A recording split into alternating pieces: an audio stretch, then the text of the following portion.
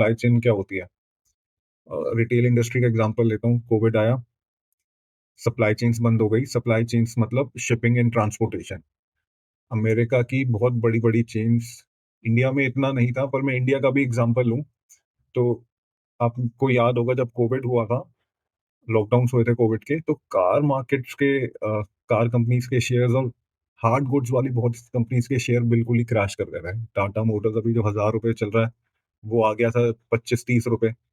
पर service industries वाले इतने नहीं गिरे थे। जैसे इन्फोसिस, एचसीएल ये इतने नहीं गिरे थे। क्यों नहीं गिरे थे?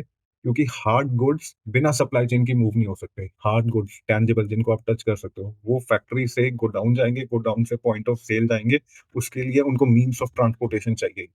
अमेरिका में अगर गुड्स किसी वॉलमार्ट में बिकते थे, तो वो बनते चाइना में थे। तो वो एक पूरी सप्लाई चेन के थ्रू उस चाइना की फैक्ट्री से वॉलमार्ट में जाके एंड होते थे।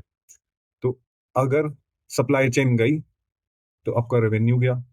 आपका रेवेन्यू गया तो आप इमेजिन करो उस क्वार्टर आपका पी&एल कैसा दिखेगा। इस साइड पे सेल्स आता है, सेल्स ज़ीरो, एक्सपेंसेस सारे वहीं के वहीं खड़े हैं, रेंट वही है, सैलरीज़ वही हैं, सब कुछ वही है। नेट फिगर लॉस, लॉस हो गया, तो वो कैरी फॉरवर्ड होगा, आपके रिज़र्व्स खाएगा, रिज़र्व्स खा गया तो वेल्थ कम हो गई शेयर होल्डर्स की।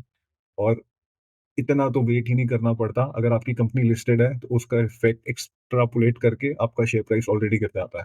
अगर टाटा मोटर्स कोविड में 500 से ₹50 आ गया 2 हफ्ते में, तो उसमें किसका लॉस हुआ?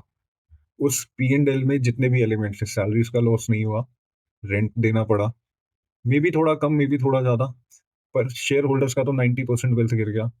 उसमें से बहुत लोग डेब्ट में भी उन्होंने शेयर लिए थे, मार्जिन मनी पे लिए थे, उनको शेयर्स बेचने पड़े, तो उनका पूरा कैपिटल लॉस हो गया। तो अब आप समझ रहे हैं कि सप्लाई चेन और risk management capital protection which means wealth protection के पर्व्यू में आता है, तो ये काम हो गया सीएफओ का।